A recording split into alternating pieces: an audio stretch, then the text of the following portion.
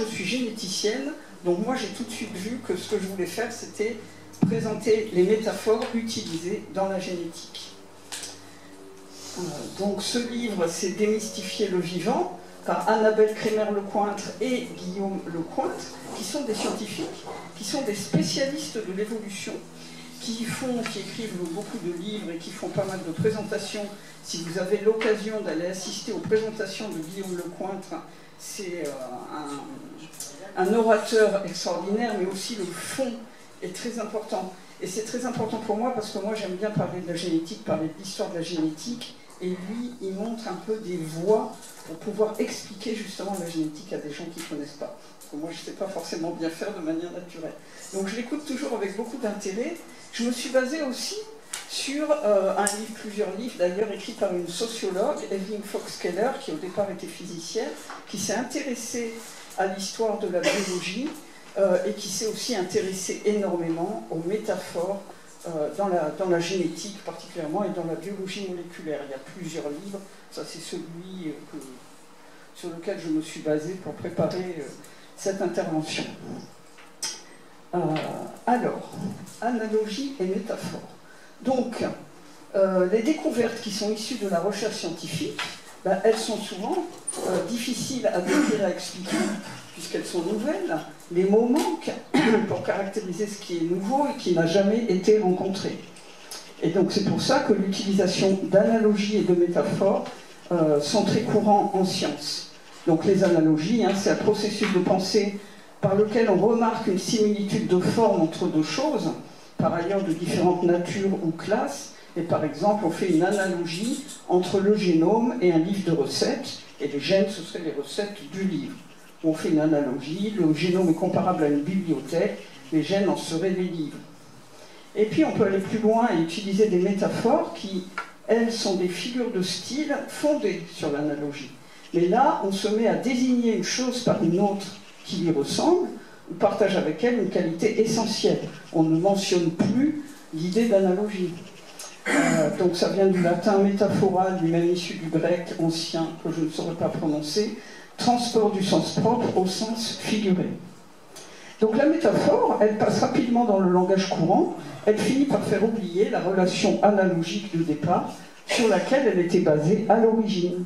Et c'est le cas en génétique où on utilise de manière courante des termes comme code génétique, programme génétique, en oubliant complètement que finalement ce ne sont que des métaphores, que ça n'a pas d'existence propre. Alors il y a plein de métaphores en génétique qui sont issues majoritairement des domaines de la communication, de l'informatique, de la cybernétique, et toutes ces sciences, ce sont des sciences qui se sont développées au XXe siècle, en même temps que la génétique et la biologie moléculaire se développaient.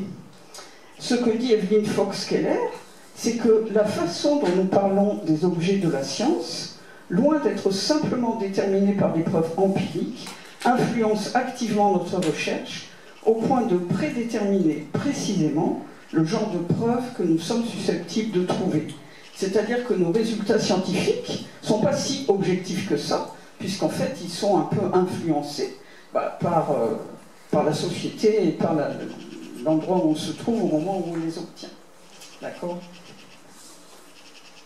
Oui, alors, des métaphores, information génétique, code génétique, programme génétique, je vais surtout parler de ça, transcription, traduction, ARN, messager, cadre de lecture, déterminisme génétique, il y en a beaucoup d'autres qui viennent de ces notions, et qui sont, pour moi, qui suis généticienne, qui fait de la biologie moléculaire, qui sont incontournables. Moi, je ne peux pas ne pas les utiliser tout le temps. Alors, donc, je vais vous parler de l'histoire de la génétique et de la biologie moléculaire. Je vais vous parler de l'émergence de ces métaphores, codes et programmes génétiques. Je vais vous montrer à quel point elles peuvent être utiles, et puis aussi à quel point elles peuvent être problématiques.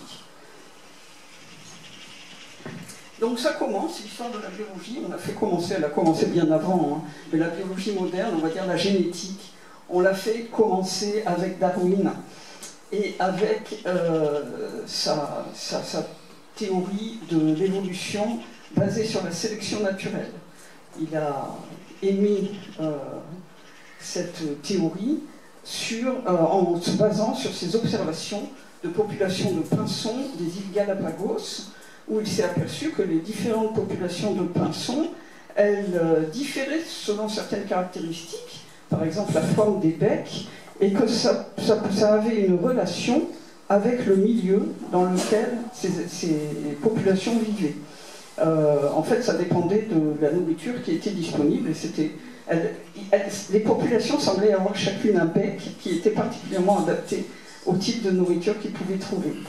Et donc, il en a déduit qu'en réalité, sa théorie repose sur l'existence de variations des êtres vivants, des variations qui se produisent au hasard, qui préexistent et qui, confrontées à l'environnement, sont la base de l'évolution. Ces petites variations, ça rend les pinsons ou les organismes vivants plus ou moins sensibles à leur environnement. Et sur la durée, les variants qui laissent le plus de descendants vont façonner les populations à venir. Et la question qui se pose pour les biologistes, c'est la nature de ces variations. Ces variations, aujourd'hui, on sait, hein, c'est les gènes, les différents variants des gènes, les mutations, les allèles. Mais cette interrogation, elle existait à la fin du XIXe siècle, au moment où il a, j'ai pas mis de date, au moment où il a publié son ouvrage. Et d'ailleurs, c'était une des critiques des scientifiques à son encontre. À ce moment-là, c'était pas de dire comment osez-vous dire que l'homme descend du singe, c'était de dire bah, très bien, vous postulez des variations naturelles, mais ces variations, c'est quoi leur base? Comment est-ce qu'elles se forment? Et ça a été plus ou moins élucidé, enfin le début de l'élucidation vient de Gregor Mendel qui a établi les lois de l'hérédité. Lui, il avait lu l'ouvrage de Darwin et il voulait s'intéresser à ces variations. Et pour ça, il avait sous la main des lignées de petits pois, et donc il a établi, il faisait des croisements avec ces lignées de petits pois qui suivaient de génération en génération pour essayer de comprendre les bases de ces variations. Alors c'est ce qui est montré là, donc vous connaissez tous, j'imagine, les expériences de Mendel, où il croisait par exemple, dans l'exemple qui est là, une lignée de petits pois jaunes avec une lignée de petits pois verts. Il obtenait en première génération une population composée exclusivement de pois jaunes, donc le caractère vert disparaît. Et puis à la génération d'après, si on croise ensemble cette première génération, eh bien, il obtenait de manière constante et répétée et reproductible un quart de petits pois verts et 3/4 de pois jaunes. D'accord ? Et il en a déduit sa conclusion qui est extrêmement importante, qui était une révolution à l'époque, bien que ça n'ait pas été tout de suite compris, c'est que ce ne sont pas les caractères des individus qui sont transmis à la descendance, ce n'est pas le caractère jaune ou le caractère vert qui sont transmis, mais ce sont des éléments qui sont associés à ces caractères. Et ces éléments, eh bien, c'est ce qu'on connaît aujourd'hui, c'est les gènes, hein, mais lui il représentait ça comme des facteurs, des choses qui étaient présentes dans les cellules vivantes. Il y en a 2 par cellule, et ces 2 éléments sont transmis par les gamètes à la génération d'après, suivant les lois du hasard, les lois des probabilités. Chaque individu qui possède 2 éléments en donne un dans chaque gamète, et puis il y a une réassociation dans les descendants. Et comme ça se fait au hasard, ben on obtient des valeurs de type 3/4, 1/4. Donc c'est l'organisation de ces éléments dans les individus qui détermine ces caractères. Alors j'ai cru faire très attention à ne pas utiliser ce mot « déterminer » à ce moment-là, parce qu'en fait, pour Mendel, il n'y avait pas cette notion d'information, cette notion de détermination à ce moment-là. Il voyait des éléments qu'il ne voyait pas d'ailleurs, qui étaient un concept, et qui se traduisaient par l'observation de caractères. Alors ces travaux, ils n'ont pas été tout à fait compris au moment où il les a publiés, probablement parce qu'à ce moment-là, les biologistes n'étaient pas prêts. À ce moment-là, les biologistes, ils recherchaient activement, ceux qui s'intéressaient à l'hérédité, ils recherchaient activement ce qui pourrait être transmis par les cellules du corps vers les gamètes, et qui permettrait de transmettre ces caractères. On avait cette idée que c'était les caractères qui étaient transmis. Donc ça, c'était voué à l'échec.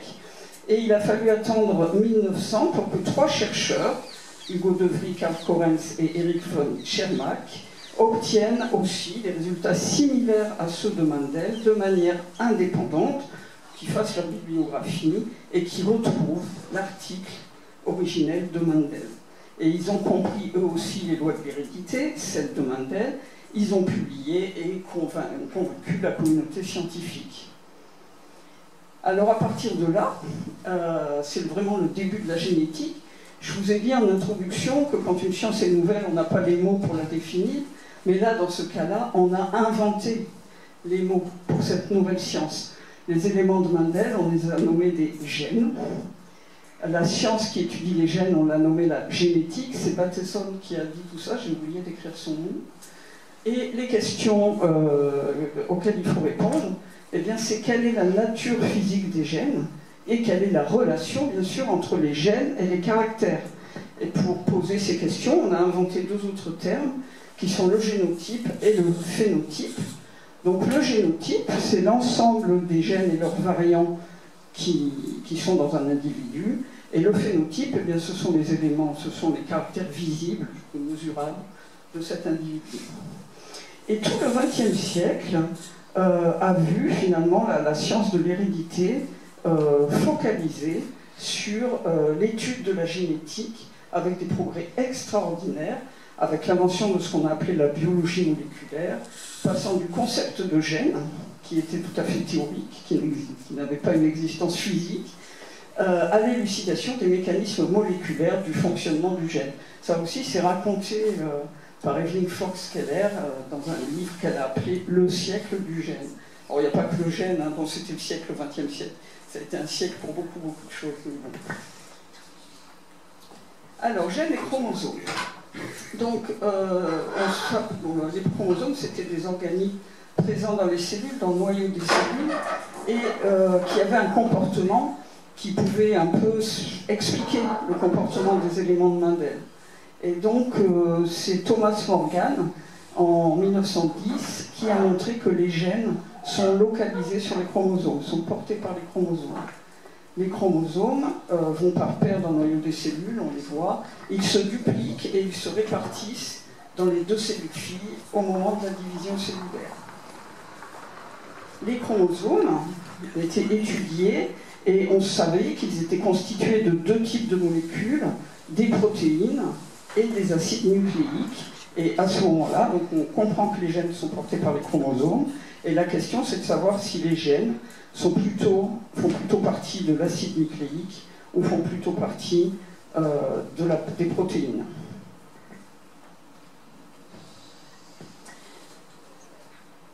Alors, j'aimerais bien que... Non, c'est pas grave. Donc, en 1941,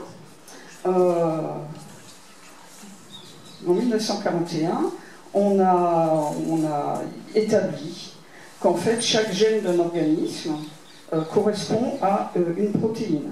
En fait, au début, on a établi que les enzymes correspondaient à des gènes, et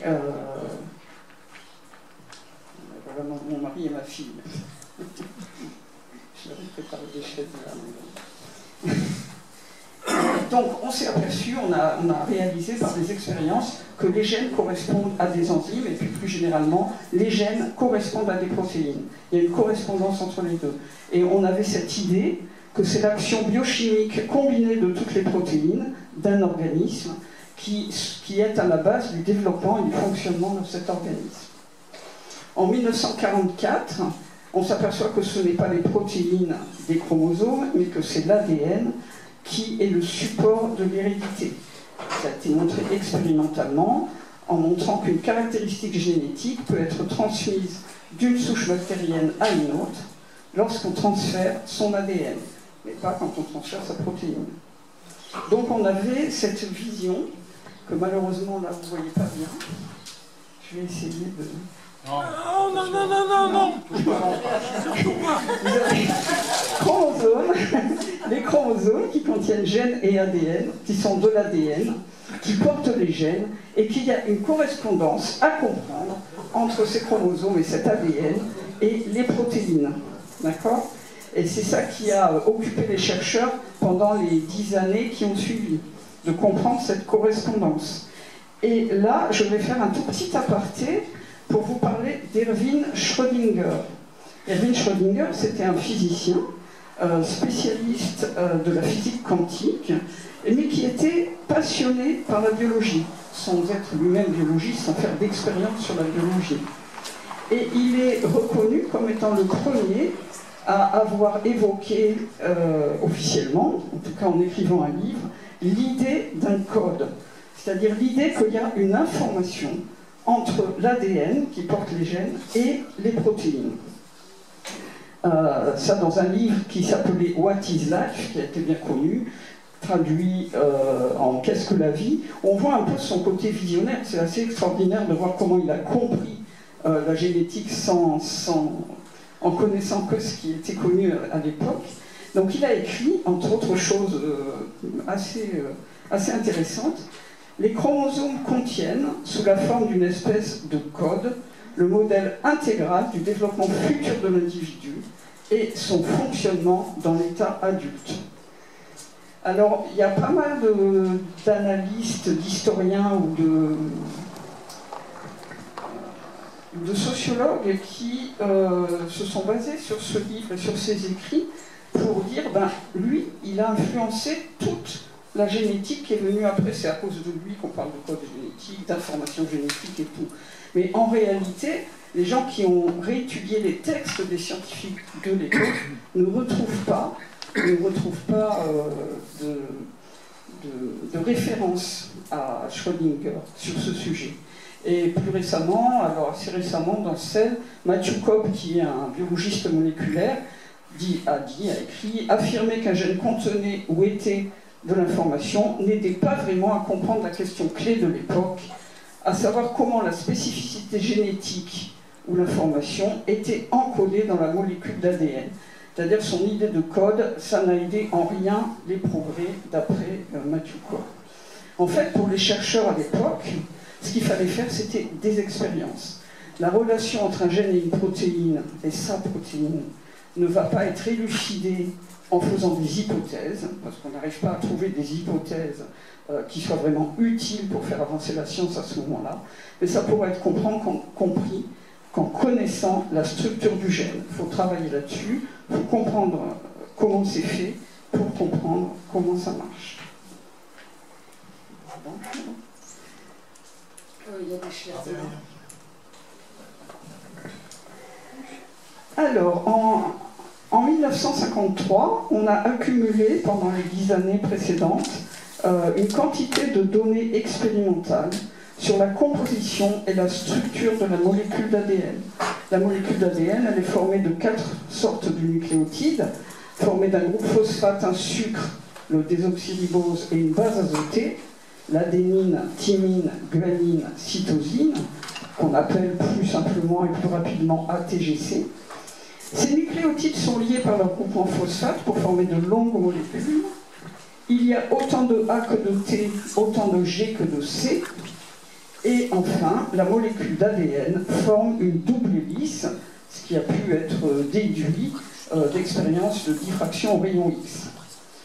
Fort de tous ces éléments, de tous ces détails, James Watson et Francis Crick ont construit, ont modélisé la structure moléculaire de l'ADN, en tenant compte de tout ça. Donc il y a autant donc, de A que de T, parce que les A, les T et les G et les C sont associés par des liaisons hydrogènes.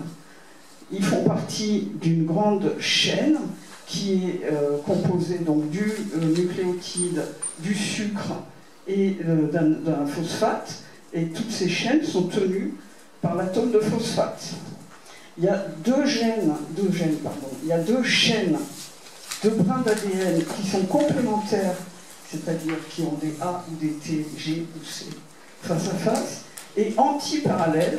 Un des brins va dans un sens. Ici, il y a P, le sucre avec son côté pointu, et puis un sucre avec son côté pointu. Et là, ça va dans l'autre sens. Vous voyez, le sucre a le côté pointu vers le bas. D'accord? C'est antiparallèle et c'est complémentaire. Et ça a été déterminé par par le modèle proposé par Watson et Crick, donc sur la base de toutes les données qui avaient été obtenues par les expérimentalistes. Alors, ça a été très très important. Ça a été très très important parce que ça a permis de comprendre la base de la transmission génétique. Ce qu'écrivent Watson et Crick dans leur article en 1953, c'est qu'il ne leur a pas échappé que l'appariement spécifique qu'ils ont postulé suggère immédiatement un mécanisme possible de copie du matériel génétique. Et ça donne une explication pour le fait qu'on redonne exactement le même matériel génétique à la génération suivante. Cette structure en double hélice, donc avec l'appariement des bases, permet de lever le mystère de la duplication des chromosomes, donc des gènes à l'identique pendant la division cellulaire. Ça permet de comprendre comment les gènes sont transmis, mais ça permet aussi de suggérer un mode de fonctionnement des gènes. On peut imaginer que cette ouverture de la molécule d'ADN et cette recopie en ADN peut être aussi recopiée en autre chose qui va justement aboutir à la fabrication des protéines. Et donc Watson et Crick ont écrit dans leur article: la séquence des bases de l'ADN constitue le code porteur de l'information génétique, sans citer du tout Schrödinger, qu'ils n'avaient peut-être même pas lu. Alors d'après Evelyn Fox-Keller, la gloire de Watson et Crick est très certainement méritée pour avoir élaboré le modèle de l'ADN, mais je crains qu'on ne soit largement passé à côté de leur contribution majeure. C'est l'introduction de la métaphore informationnelle dans le répertoire du discours biologique. Et elle considère que c'était un coup de génie. En tout cas, ça a eu un effet énorme sur la génétique dans les années qui ont suivi. Donc, le fonctionnement du gène, on a déterminé ce qu'on a appelé le dogme de la biologie moléculaire, de manière pas très élégante, définit la manière dont l'information génétique passe de l'ADN aux protéines, en suivant un code génétique qui attribue à un acide aminé un triplet de nucléotides. Alors ce passage n'est pas direct, hein. L'ADN est d'abord transcrit en ARN, c'est ce qu'on appelle l'ARN messager. Cet ARN messager, lui, va permettre la fabrication de protéines en suivant une correspondance entre des triplets de nucléotides et des acides aminés. Ça, c'est fait par une machinerie de protéines et d'ARN dans la cellule, hein, des ARN ribosomiques, des ARN de transfert qui portent à la fois un système de reconnaissance du codon et qui portent un acide aminé et qui assemblent tout ça. C'est ce qu'on appelle la traduction. Aujourd'hui, ce qu'on appelle le code génétique dans le milieu des généticiens, ça s'est restreint.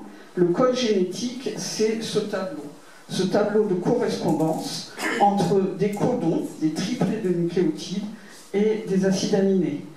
Et vous savez qu'il existe 20 acides aminés dans nos corps. On utilise 20 acides aminés pour faire les protéines. Et en fait, il y a beaucoup plus de codons possibles. C'est pour ça qu'on dit que le code génétique est dégénéré.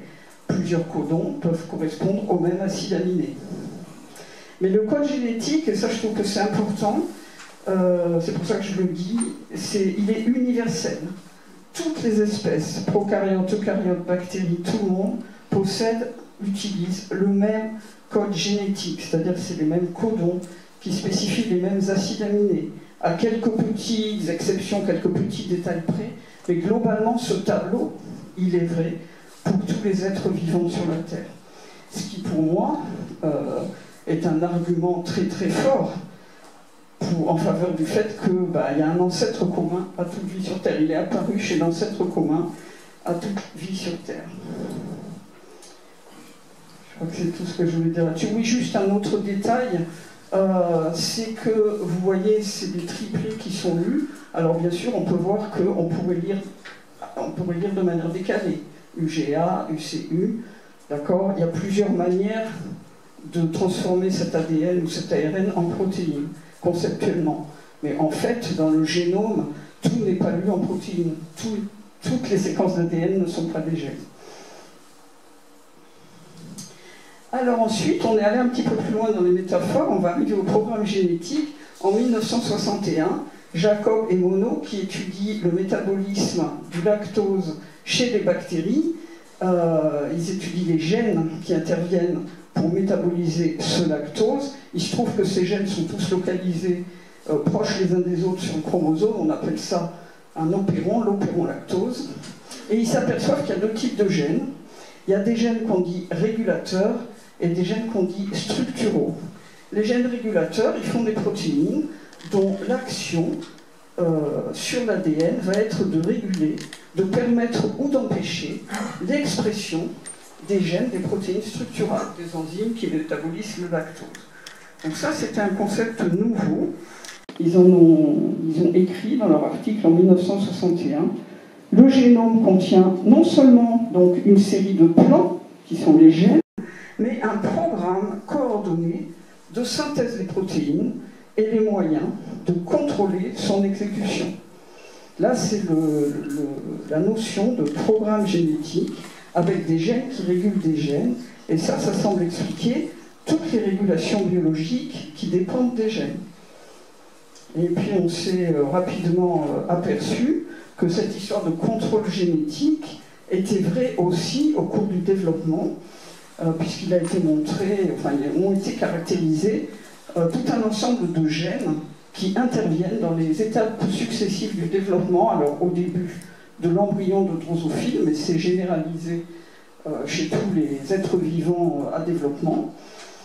Et on voit tout de suite l'analogie avec ce qui a été écrit par François Jacob. Il y a des gènes qui s'expriment tôt dans l'embryon, et puis certains d'entre eux vont réguler l'expression des gènes suivants, dont certains vont réguler l'expression des gènes suivants, etc., jusqu'à obtenir la mouche adulte. Et finalement, on a cette idée qu'il y a un programme génétique qui dirige le développement des organismes à partir de la fécondation, depuis l'embryon jusqu'à l'adulte.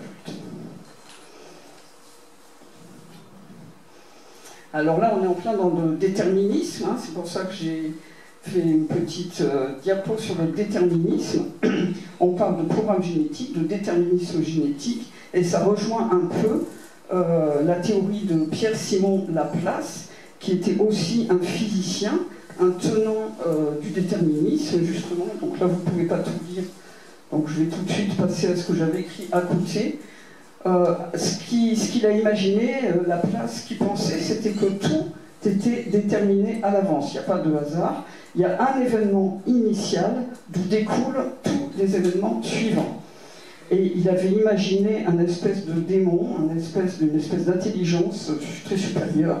Si cette intelligence, pour un instant donné, connaissait toutes les forces dont la nature est animée, et la situation respective des êtres qui la composent, c'est-à-dire une intelligence qui pourrait voir tout ce qui s'est passé jusqu'à maintenant, si elle était assez vaste pour soumettre ces données à l'analyse, elle embrasserait dans la même formule les mouvements des plus grands corps de l'univers et ceux du plus léger atome. Rien ne serait incertain pour elle, et l'avenir, comme le passé, serait présent à ses yeux. C'est-à-dire, l'idée, c'est que si on comprend exactement le passé, si on comprend aussi le présent, dans quel état on est du présent, et qu'on a l'intelligence de pouvoir assimiler tout ça, bah alors on peut prédire tout le futur. Et si on remplace les termes de Laplace par les termes de la génétique, une intelligence qui pour un instant donné connaîtrait tous les gènes dont le génome est constitué, et la situation respective des êtres qui les portent, c'est-à-dire les dossiers médicaux par exemple des gens, et puis tout ce qu'ils ont fait dans leur vie, si elle était assez vaste pour soumettre ces données à l'analyse, on peut imaginer que l'intelligence artificielle répondra à ce critère, embrasserait dans la même formule les mouvements de chaque individu dans le monde, les maladies, tout, et rien ne serait incertain pour elle, l'avenir comme le passé serait présent à ses yeux. Et cette idée, elle est sous-jacente lorsqu'on a, bien sûr, qu'on a cherché à déterminer justement la nature de tous les gènes qui constituent l'homme et puis les espèces vivantes, avec, en février 2001, les premières publications concernant la séquence nucléotidique complète ou presque, du génome humain. avec l'idée que on va pouvoir, à partir du génotype d'un organisme, génotype qui est sa séquence d'ADN, avec tous les gènes présents dedans, prédire le phénotype d'un individu. Alors ça, c'est une notion qui est très très importante, qui fait partie de l'idée de faire de la médecine personnalisée. Bien sûr, c'est important de connaître les gènes. Ce n'est pas la seule chose qui est importante.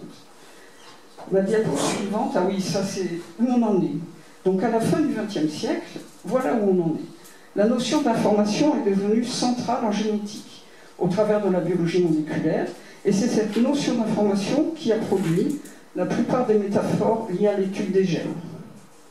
Alors les métaphores, elles sont généralement, comme je l'ai déjà dit, issues des domaines de la communication, informatique, cybernétique, toutes sciences qui se développent massivement aussi dans le courant du XXe siècle. Les gènes apparaissent comme les unités fondamentales d'information génétique qui résident dans le code génétique composé des séquences d'ADN de l'organisme. Les gènes constituent le programme génétique qui dirige le développement et le fonctionnement des cellules et de l'organisme, au moyen de la production des protéines nécessaires à la vie. S'impose l'idée d'un déterminisme génétique qui permet de prédire le phénotype d'un organisme à partir de son génotype. D'accord ? Et ces métaphores utilisées là en génétique, même si on verra, on sait qu'elles sont fausses globalement, elles sont extrêmement puissantes, elles sont extrêmement utilisées et là je donne un exemple de la métaphore du programme génétique dans les travaux sur les cellules souches. Dans les années 2000, 2006, 2007, 2008, des chercheurs ont montré qu'il suffisait d'exprimer 4 gènes, 4 facteurs de transcription, 4 gènes qui font des protéines de régulation, dans des cellules différenciées, pour les reprogrammer en cellules souches, qu'on appelle des cellules souches induites. Tous ces articles utilisaient ce terme de programmer. Reprogramming, alors reprogrammer des fibroblastes en cellules souches pluripotentes, reprogrammer des cellules somatiques en cellules pluripotentes, reprogrammer des cellules somatiques en cellules pluripotentes aussi, reprogrammer des fibroblastes aussi. Tous ces articles avaient ce titre, et ce titre, pour tous les biologistes, les généticiens dans les labos, était énormément parlant. En lisant rien que le titre, on comprend ce qui a été fait. Parce que l'idée de programme génétique, c'est clair pour les chercheurs en génétique. Alors ça, c'était très fort, et d'ailleurs, il y a eu un article que je cite parce qu'il a été écrit par des gens ici de Montpellier qui sont spécialisés des cellules souches, qui indique, 10 ans après, l'année 2016 marque le 10e anniversaire de la découverte des cellules souches pluripotentes induites, c'est-à-dire qu'on induit les cellules souches. On a juste besoin de 4 gènes qui sont réprimés dans les cellules différenciées et dont on va forcer l'expression. Et ça remodèle tout et ça reprogramme ces cellules en cellules souches pluripotentes. Pluripotentes, ça veut dire que ces cellules souches, on peut ensuite les utiliser, on peut ensuite les programmer pour qu'elles se différencient en différents tissus. Alors, dans la revue, ils discutent de plusieurs applications possibles à cette possibilité, et une application évidemment évidente, c'est de pouvoir faire des greffes à partir de cellules qui proviennent du patient. Si vous pouvez utiliser des cellules du patient, les reprogrammer en cellules souches et ensuite les faire redifférencier en cellules qui vont fonctionner, eh ben c'est un grand pas en avant pour la médecine, pour la thérapie génique. Et, non mais je vois bien qu'il y en a qui font ça. Non. Et ça a été, c'est illustré juste il y a 2 jours, j'ai vu passer sur Twitter, qu'ils ont réussi comme ça à soigner, à régénérer dans une jeune fille des cellules qui font de l'insuline, donc une jeune fille qui était diabétique, et qui peut à nouveau vivre normalement en Chine. Donc ça vraiment, c'est porteur d'un espoir énorme. Et ça baigne dans cette idée, dans cette métaphore du programme génétique. C'est pour parler de cette utilité de cette métaphore. Qui a aussi des inconvénients. Alors maintenant qu'on a dit que c'était super, on va voir tous les problèmes qui sont énormes. Je ne passe pas trop de temps parce que je pense que vous les connaissez. D'abord, c'est une métaphore beaucoup trop réductrice. C'est pas parce qu'on a des gènes qui sont impliqués dans quelque chose qu'on a un programme génétique immuable qui va nous amener à cette chose. Donc il y a bien souvent, d'ailleurs dans la littérature même scientifique, des situations qui sont hâtivement déclarées comme étant programmées génétiquement sur des bases alors souvent fragiles déjà d'associations génétiques. C'est pas parce qu'on peut invoquer l'action de gènes qu'on peut parler de programme génétique et qu'on peut parler d'inéluctabilité. Et même d'ailleurs dans les cas où on a ce qu'on pourrait penser être des programmes génétiques très établis, très déterminés, il y a des dangers. Et là, je tiens à donner l'exemple du programme génétique du déterminisme du sexe. Ça, c'est quelque chose qui est bien établi. Hein. On sait qu'il y a des chromosomes, 2 chromosomes X chez les femmes, ou chez les filles, ou chez les femelles, dans certains animaux. Et puis, un chromosome X et un chromosome Y, ça détermine les hommes. On sait aussi que c'est parce qu'au départ, sur un chromosome Y, il y a un gène qui s'appelle SRY, et que ce gène code pour un facteur de transcription. Et ce facteur de transcription, c'est un régulateur de toute la voie, de tout le programme génétique qui va aboutir à la différenciation des organes mâles, des gonades mâles. Alors quand on n'a pas ce gène SRY, de chromosome X, on suit le programme génétique qui aboutit à la fabrication d'ovaires et des organes femelles. Alors sur la base de ces données, certains politiques, mais peut-être aussi certains scientifiques, décident que, il va suffire de regarder les chromosomes d'une personne pour décider si elle est un homme ou une femme, ou même ils peuvent admettre que le gène SRY soit muté, ou qu'il y ait parfois des translocations, ils vont admettre qu'il y ait des défauts. Mais de manière globale, on aboutit à une situation où on est capable de dire à une personne, par exemple, c'est arrivé avec des athlètes, hein, on est capable de dire à une personne qui est une fille, qui est une femme, on est capable de lui dire ah ben non, on pense que non, parce que programme génétique et tout, et je trouve ça d'une violence extrême. Je pense qu'on ne comprend pas.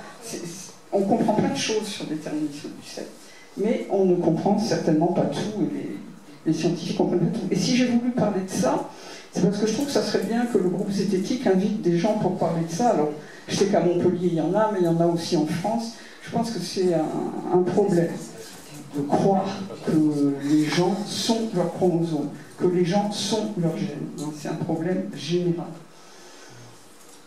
Alors, ça, c'est des problèmes soulevés par Annabelle Crémer-Lecointre et Guillaume Lecointre. Alors, eux, ils étudient ça de manière... ils prennent de la hauteur par rapport à moi pour étudier ça. Et ils ont une argumentation que je trouve qui est très intéressante. La métaphore du programme génétique, elle est fausse à 2 niveaux, épistémologique et factuel. D'abord, les faits démentent l'idée que les gènes contrôlent l'organisme. Cette idée de contrôle, ça n'existe que dans nos têtes. Ça existe parce qu'on a l'impression que c'est ça. Et c'est souvent ça, d'ailleurs, avec tout ce qui peut être sélectionné par la sélection naturelle. C'est qu'on a l'impression qu'il y a une raison au départ, qu'il y a un chemin, qu'il y a un programme, alors qu'en réalité, tout s'est fait par hasard et par sélection. Alors, et factuel, les gènes aussi, on a l'impression qu'ils contrôlent l'organisme de manière dirigée, c'est-à-dire qu'il y a une sorte de volonté quelque part. Donc on oublie, en faisant ça, on oublie la diversité des possibles. On oublie le rôle du hasard, qui pourtant est un élément essentiel en biologie, surtout en génétique. Et puis factuel, parce que, évidemment, mais ça on peut tous le comprendre, ADN et gènes ne font rien tout seuls.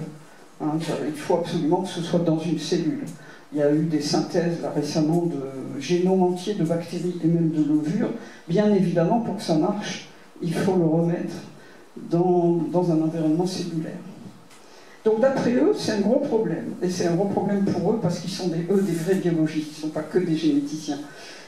La cyberscience, elle impose ces concepts fondés sur l'instruction et son contrôle, qui est, d'après eux, la posture du physicien. Alors s'il y a des physiciens, je veux bien savoir ce qu'ils en pensent, à la biologie. en lieu et place d'approches populationnelles darwiniennes fondées sur la variation et le tri. Et ça, c'est ce qui devrait être la posture du biologiste, en tout cas c'était celle de Charles Darwin. En réalité, il n'y a pas d'information génétique au sens où une génération enverrait un message codé à la génération suivante grâce à l'ADN de ses cellules sexuelles. Il n'y a qu'un ensemble de molécules qui participent à la construction d'autres molécules. Ce qu'ils proposent dans leur livre, parce que pour chaque métaphore dont ils parlent, ils proposent une autre manière de s'exprimer, et ils proposent de remplacer le terme information génétique par le terme bioinformation. Ce qui, pour une généticienne que je suis, à mon avis, n'irait pas du tout, parce que justement, ça enlève la spécificité du genre. Alors, la petite conclusion générale, c'est qu'en science, les métaphores peuvent être très utiles ou délétères, en fait, selon le contexte. Et ce qui est important, c'est de garder en tête ce qu'elles recouvrent, ces métaphores, de savoir apprécier leur degré d'adéquation avec les phénomènes auxquels elles se réfèrent. Connaître l'histoire des sciences, la manière dont les savoirs se sont construits, et être conscient des zones d'incertitude à tout moment du domaine scientifique. Et donc, il est important d'enseigner cette histoire. Et je n'ai pas pris le temps de l'écrire, mais je pense que c'est un peu la différence entre les résultats scientifiques, dont on dit que c'est des données scientifiques, c'est des faits, mais c'est pas que ça, c'est aussi la manière dont ils ont été construits et qu'on peut raconter cette histoire. Par rapport à la pseudo-science, aux pseudo-sciences. Les pseudo-sciences, il n'y a pas d'histoire à raconter. D'accord? Donc, ça, c'est une manière aussi de pouvoir toucher le public, de pouvoir raconter l'histoire de l'établissement des faits. Alors, juste pour terminer, ce livre, donc je vous le conseille, Démystifier le vivant. Vous allez voir qu'il parle de beaucoup de métaphores. En fait, tout est très intéressant. Moi, je me suis focalisée sur les gènes et encore juste sur une toute petite partie. Et puis, ce qui est très intéressant, c'est qu'il montre à un moment un tableau qui rappelle, alors là, vous ne pouvez rien lire, ça n'a pas d'importance, qui rappelle les biais philosophiques de chaque métaphore dans chaque domaine. Et on constate sur ce tableau que les métaphores de la génétique, le biais le plus important, c'est le biais de réductionnisme. D'accord, ce qui n'est pas pour m'étonner. Eh bien, écoutez, je vous remercie pour votre attention. Et puis, je vais prendre vos questions et les débats.